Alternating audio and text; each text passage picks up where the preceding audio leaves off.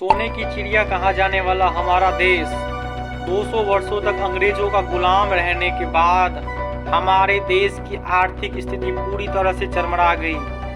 जब 15 अगस्त 1947 को हमारे देश को आज़ादी मिली थी, दरिंदे अंग्रेजों ने ये कह के गया था कि हमारा देश भारत कभी ग्रो नहीं कर पाएगा, उसकी इकोनॉमिक कंडीशन कभी बेहतर नहीं हो पाएगी।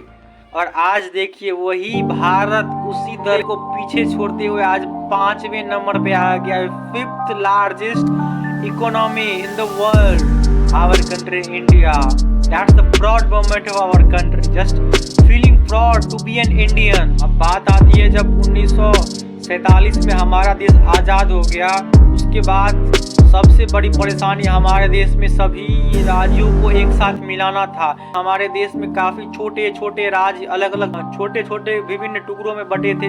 अब उसका भार उठाया हमारे देश के लीडर सरदार वल्लभ भाई पटेल ने। सरदार वल्लभ भाई पटेल ने सभी को एक साथ वार्तालाप करके इंडियन यूनियन में मिला लिया। लेकिन बस 3 ऐसे स्टेट थे जो कि भारत में मिलने से इनकार कर दिए थे, जिसमें पहला आता है जूनागढ़ जो कि सौराष्ट्र में स्थित था, दूसरा जम्मू एंड कश्मीर और तीसरा हैदराबाद।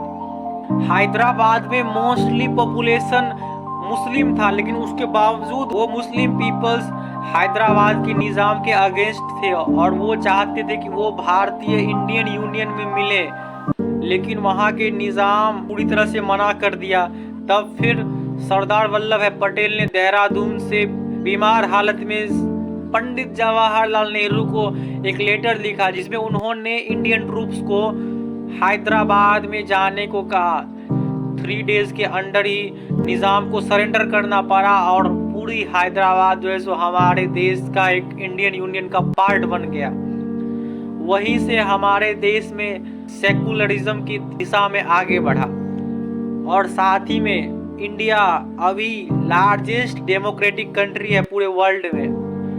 जब 1947 में हमारा देश आज़ाद हुआ था तब उस टाइम हमारे देश का पर कैपिटा इनकम 265 था, जो कि आज के डेट में हमारे देश का पर कैपिटा इनकम 1,64,000 के आसपास है।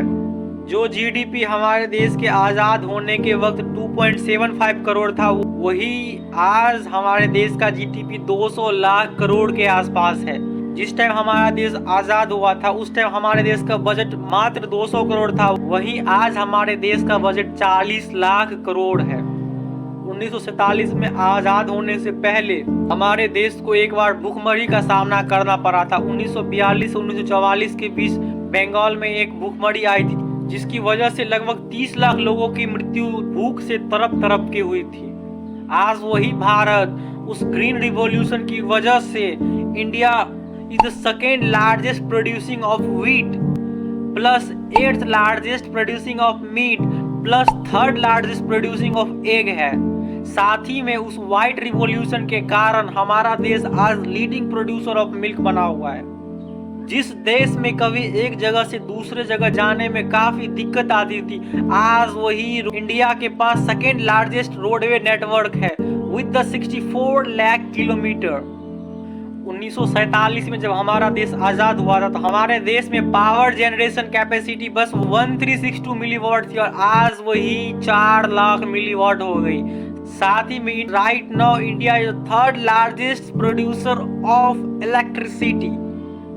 आज लगभग हर गांव हर शहर में बिजली है। तो 1947 से 2023 के बीच में कितना इम्प्रूवमेंट हमारे देश में हुआ। जब हमारा देश आज़ाद हुआ था तो वो इसी कारण आर्टिकल 14 में ये पूरी तरह से क्लैरिफाई कर दिया गया था कि every citizen has equal right, either it's male either female either it's transgender और either anyone, everyone has equal right. Plus women को और स्ट्रेंथ करने के लिए आर्टिकल 15 में जो है सो ये दिया गया कि वुमेन जो है सो एवरी एक्टिविटी में पार्टिसिपेट कर सकती है, आइदर वो religious activity, political activity, economic activity, सभी एक्टिविटी में वुमेन पार्टिसिपेट कर सकती है।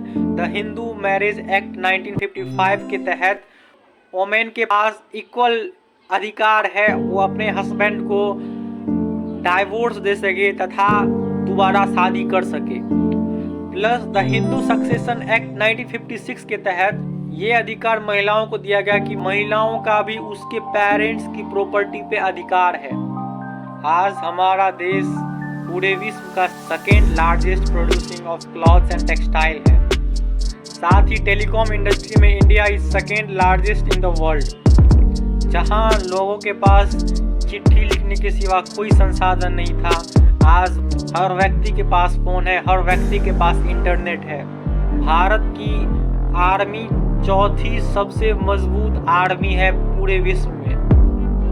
सो आप लोग से बस एक रिक्वेस्ट है कि आर्मी को सैल्यूट करते हुए कमेंट बॉक्स में जय हिंद की बरसात कर दें, इससे हमें पता लगे कि हम लोग कितने देशभक्त हैं हमारे देश के प्रति। अब बात आती है एजुकेशन सिस्टम पे भी। एजुकेशन सिस्टम में हमारे देश की रैंकिंग 32 है पूरे वर्ल्ड में। अब ये सुन के लगेगा हमारे देश का एटलीस्ट टॉप 10 में तो रहना चाहिए था, लेकिन जब बात आती है, जब 1947 से अभी का कंपैरिजन किया जाए तब आपको पता चलेगा। 1947 में भारत की लिटरेसी रेट बस 17% थी, वहीं आज हमारे देश में 77% लोग शिक्षित हैं।